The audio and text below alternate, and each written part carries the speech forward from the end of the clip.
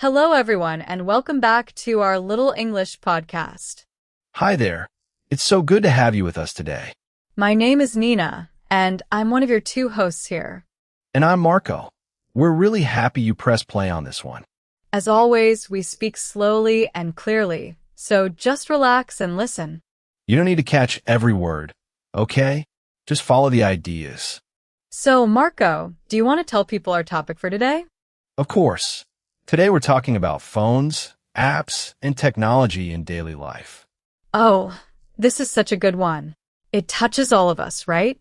Yes. My phone is the first thing I see each morning. Same here. Before I even open my eyes properly, I grab it. Is it a good habit or a bad habit? Nina, what do you think? Honestly, a bit of both. It's useful, but it can also feel heavy. That's a great way to say it. Useful, but sometimes a little heavy. So today we'll share stories, some tips, and lots of simple phrases. And you can learn words about apps, screens, and staying connected. We'll keep everything at a comfortable B1 level, I promise. If you hear a new word, try to guess it from the sentence. That's a wonderful skill. You won't always have a dictionary nearby. True.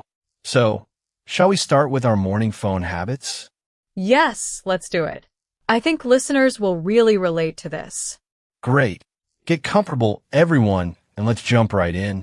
So, Marco, tell me honestly, what's the first app you open in the morning? Usually the weather app. I like to know if I need a jacket.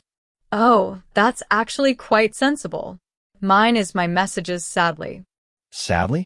Why do you say it like that, Nina? Because I read work messages before I even get out of bed. Ah, that's a common trap. Work follows us into the bedroom now. Exactly. And then my mind is busy before breakfast even starts. I used to do that too. Now I try to wait a little. How long do you wait? Give us a real number. About 30 minutes. I have coffee first, then I check my phone. 30 minutes of peace. That sounds like a small gift to yourself. It really is. My morning feels calmer, and I'm less stressed. Maybe I should try that. But my phone is also my alarm clock. Ah, yes, the alarm. That's why the phone is right next to us. The moment I turn off the alarm, I see all the notifications. And then one small notification pulls you into a big scroll, right? Yes. I plan to check one thing and 20 minutes disappear. We call that falling down the rabbit hole in English. Oh, I love that phrase. The rabbit hole. It's so true. One video leads to another, and suddenly you're late for work. Has that ever made you actually late, Marco? Be honest. Once, yes. I was watching cooking videos and forgot the time. Cooking videos in the morning? That's a strange choice. I know. I wasn't even going to cook. I just kept watching. That's the power of these apps. They're designed to keep us there. Exactly. Clever people build them, so we don't want to stop. Do you eat breakfast with your phone, or do you put it away? I try to put it away, but sometimes it sits right beside my plate. Mine too.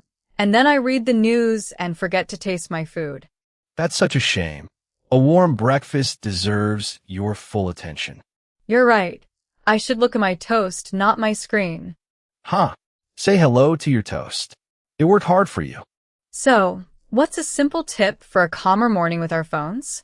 Try leaving your phone in another room while you get ready. In another room?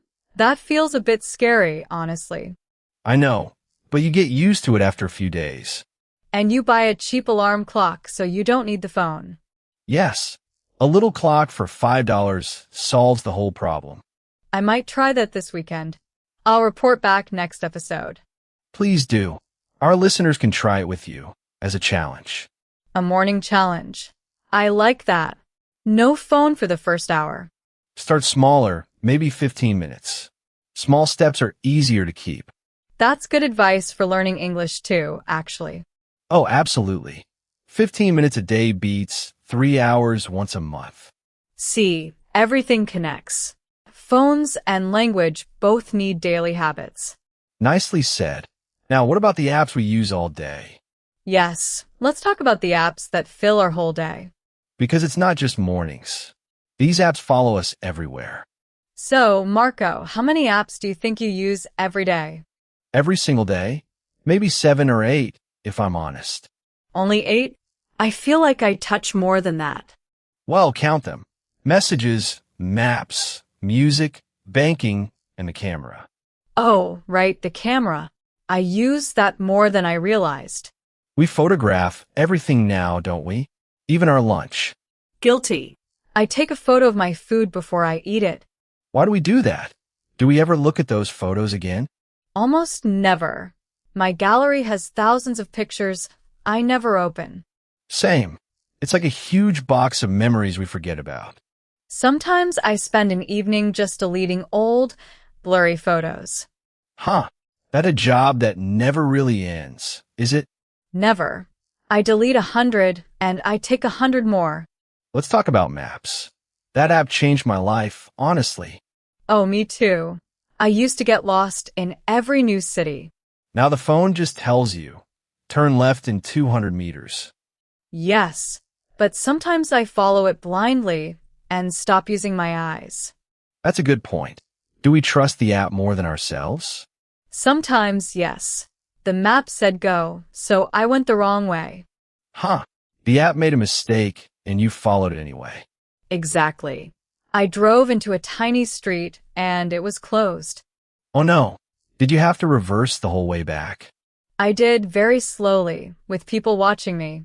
So embarrassing. We've all been there.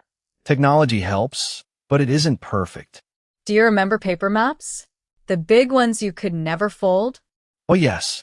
You opened it in the car and it covered the whole window. And you argued with your family about which way to hold it. Those are funny days. The phone made travel much easier, really.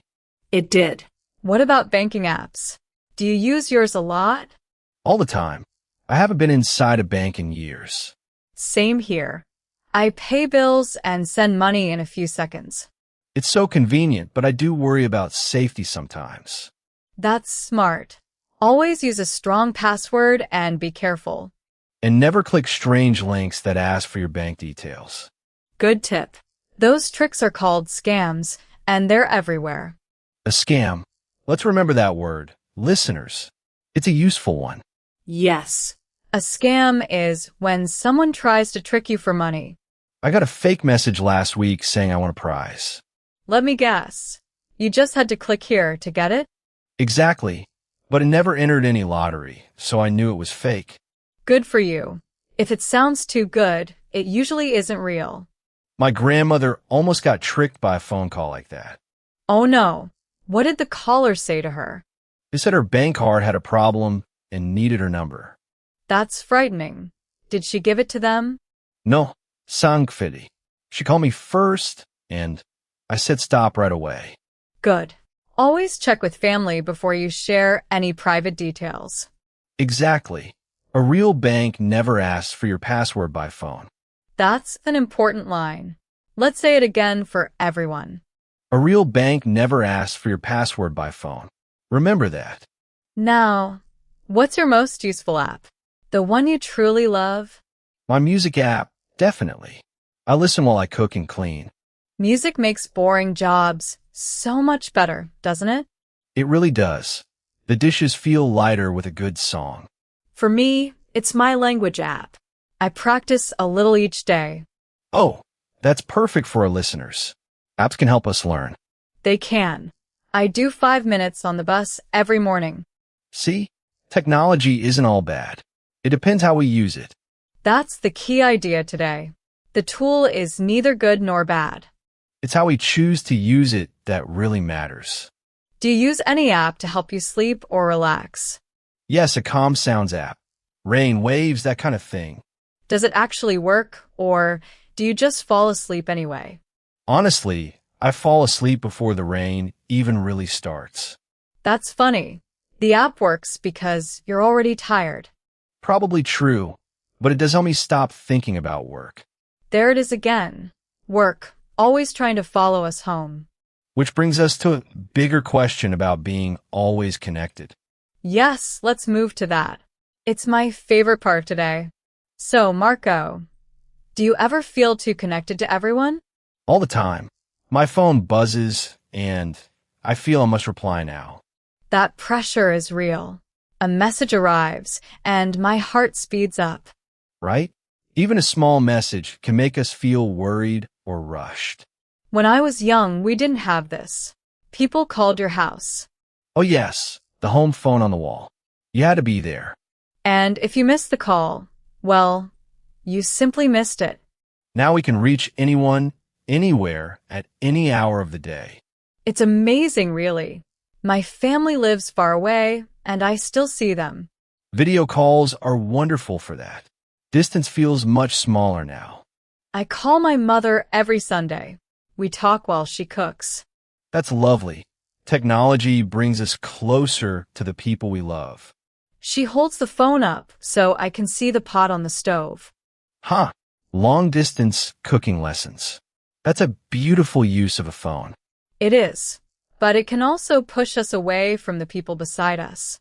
Oh, that's the sad side. Two people at dinner, both on their phones. I've seen whole families like that in restaurants. Nobody's talking. It makes me a little sad. They're together, but also very alone. Do you have any rules for your phone when you're with friends? Yes. When we eat together, all phones go face down on the table. Oh, I like that. Face down so you don't see the screen light up. And the first person to touch their phone pays for the coffee. Ha! That's a fun game. It keeps everyone honest, I bet. It does.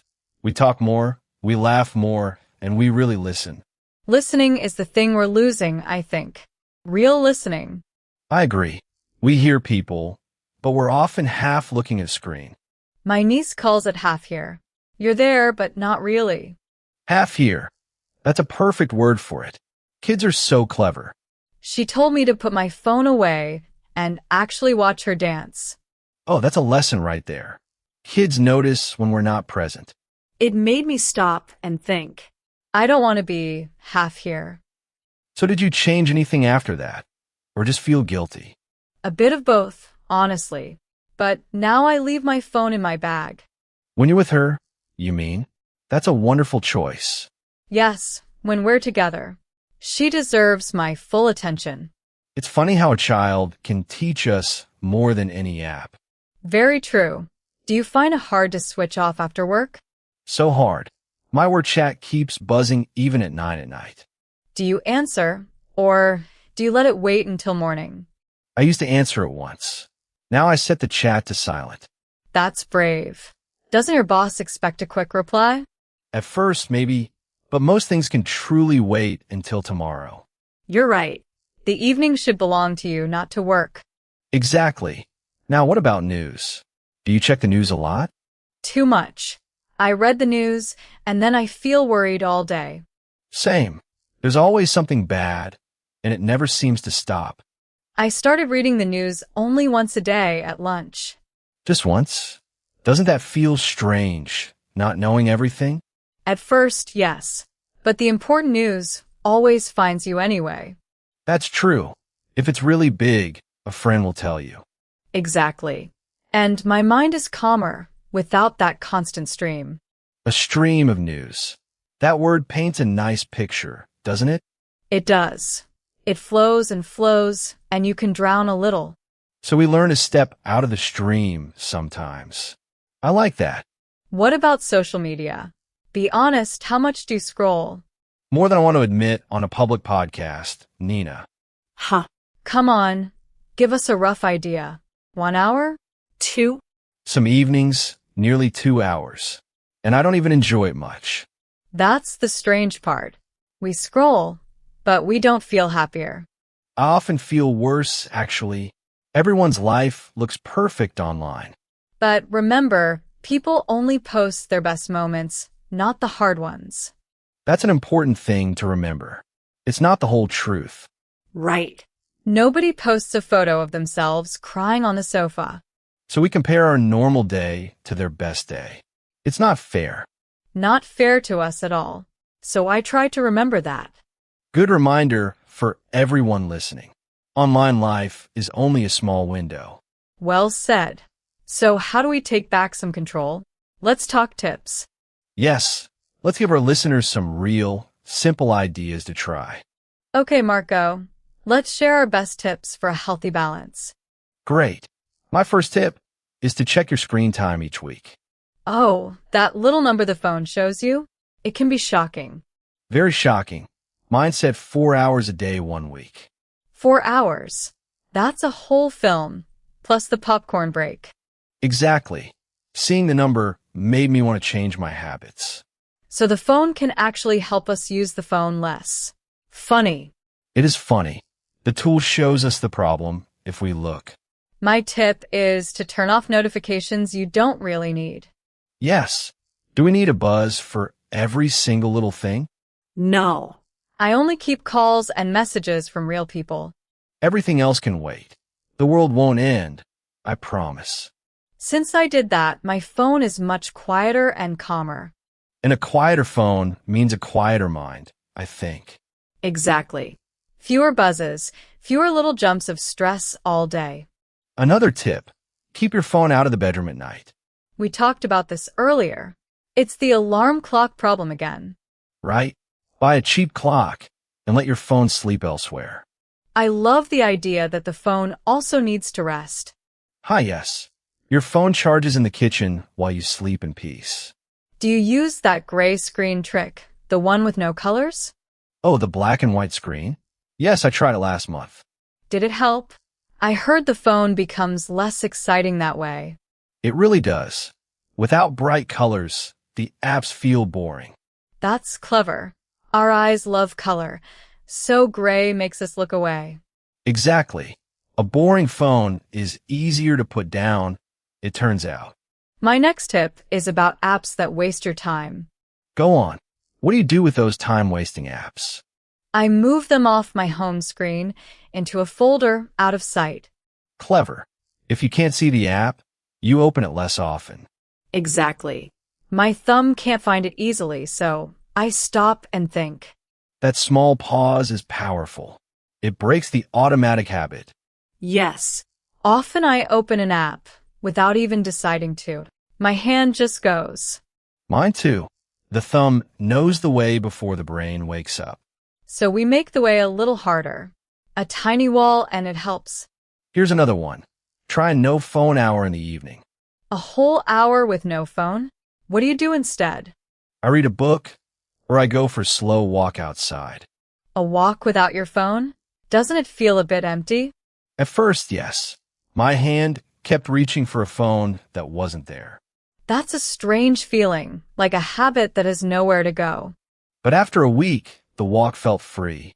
I noticed birds and trees. You notice the world again. That's beautiful, honestly. I even said hello to a neighbor I'd never met. See? The phone was quietly keeping you from real-life moments. Exactly. Now, what about using the phone for good habits? Oh, yes. We can use apps to build better routines too. I use a simple app to remind me to drink water. Does it work? Do you actually drink more water now? Honestly, yes. The little reminder pops up and I have a glass. That's a good use. The technology serves you, not the other way. That's the goal. We want to be the boss of the phone. The boss of the phone. Let's make that our slogan for today. I love it. You are the boss, not the little glowing screen. Do you set a bedtime for your phone, like a real time to stop? Yes, 10 o'clock. After that, the screen goes dark and quiet. And do you keep to it, or do you cheat sometimes? I cheat sometimes, of course, but mostly it works well. That's honest. Nobody is perfect and small progress still counts. Exactly. Don't feel bad if you slip. Just start again tomorrow. And for our learners, use your phone to practice English daily. Yes. Change your phone's language to English if you feel brave. Oh, that's a big step. Everything becomes a little lesson. It does. You learn new words just by using your normal apps. And listen to podcasts like ours while you walk or cook. Perfect example. You're doing it right now. Listeners, well done. So the same phone can waste time or grow your mind. It all comes back to choice. That's the heart of it. Beautifully said, Marco. Shall we start to wrap things up? Yes, let's pull our ideas together before we say goodbye. So, what did we learn today, everyone? Let's do a quick recap. First, our phones follow us from morning to night, everywhere we go. And they can be useful tools or little time wasters. It's our choice. We talked about calmer mornings and maybe leaving the phone in another room. We shared favorite apps, from maps and music to banking and language. And we learned to watch out for scams and strange messages. Remember, a real bank never asks for your password by phone. A very important line. Keep your family safe with that one. We also talked about being half here with the people we love. My favorite lesson was that a child can teach us to be present. Mine too. And remember, online life is only a small, bright window. People post their best moments, not their hard, ordinary days. Then we shared simple tips to find a healthy balance. Turn off extra notifications and check your screen time each week. Keep the phone out of the bedroom and try a no phone hour. And use apps for good habits like water, walking, or learning English. Most of all, remember our little slogan for the day. You are the boss of the phone, not the other way around. I love that. So, here's a small challenge for this week, listeners. Try one tip, just one, maybe the no phone hour or a quiet morning. And tell us how it went. We really love reading your comments. We do. Your stories make this little podcast feel like a family. Thank you so much for spending this time with us today. You practice your English just by listening, and that's a real win. Be kind to yourself as you learn. Small steps every day, remember. Exactly. A little practice today is better than a lot never. I'm Nina, and it's been a joy talking with you all. And I'm Marco. Take care of yourselves and take care of each other. Put the phone down for a moment and enjoy the real world. We'll be back soon with another simple, friendly conversation. Until then, keep listening, keep smiling, and keep practicing. Goodbye for now, everyone. We'll see you in the next episode.